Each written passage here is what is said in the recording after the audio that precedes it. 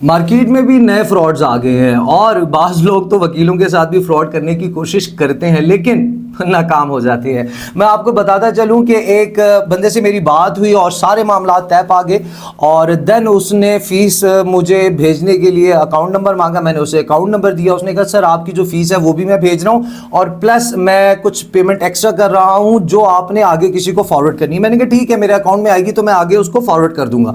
उसने कहा ठीक हो गया सर। अब जैसे उसने मुझे डिपॉजिट स्लिप की कॉपी भेजी जो फेक है, मैं आपको दिखा भी दूंगा, ये फेक एक डिपॉजिट स्लिप की कॉपी उसने मुझे भेजी और उसके बाद कुछ ही देर बाद उसने कहा सर ये अमाउंट तो सर आपको 24 घंटे के अंदर अंदर मिलेगी, तो मेहरबानी करें वो जो एक्स्ट्रा अमाउंट जो मैंने आपको दी है वो अभी आप अपने पास से फलाने बंदे को भेज दें, उसको कोई इमरजेंसी होगी है, उसकी कोई इमरजेंसी नीड आ गई है, तो कल तक सर ये आपको अमाउंट तो मिल ही जानी है।